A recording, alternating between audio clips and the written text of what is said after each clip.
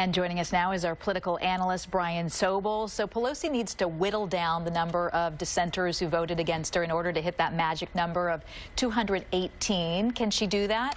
I think over time, the difficulty is she represents the old guard of the Democratic Party, and there's a lot of new people who are coming into the House of Representatives, and they say, hey, we want different leadership. Still, she has a lot of clout. She's helped a lot of people get elected, and I think at the end of the day, she'll find the votes that she needs. And don't forget Donald Trump's pledge that if he could work with Pelosi, maybe he could deliver a few Republican votes. Let's talk about Bay Area Congresswoman Barbara Lee. She lost out today on a vote to become the number 5 Democrat in the House. She lost to a 48-year-old black congressman. She says that ageism and sexism, in her opinion, affected the vote.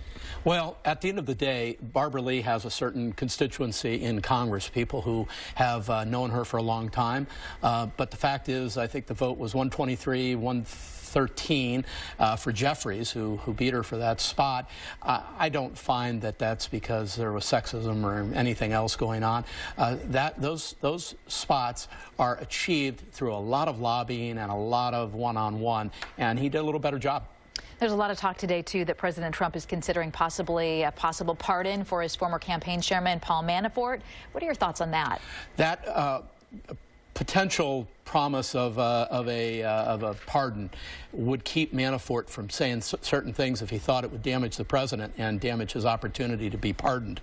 So by kind of keeping that out there, it may have that effect. On the other hand, Manafort is facing lots of years in prison. I'm not sure he has a lot of choices in this matter.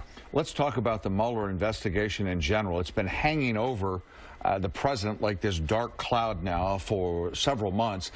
When do you see this ending, and what are we looking at here? Well, the easy answer would be sooner than later.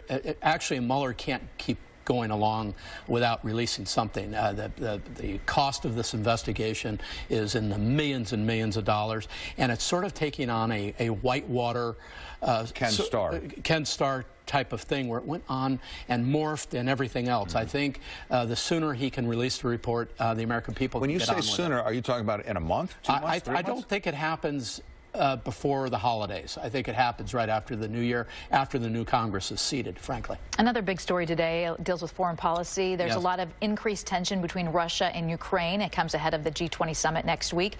Where is all this going? The problem with this situation, militarily and otherwise, is that if the Russians decide to make a move, they are more powerful than Ukraine. And so then that throws the United States into the equation, saying, hey, we will come to the aid of Ukraine some way, somehow, and that ramps up the tension considerably, if not causing more problems.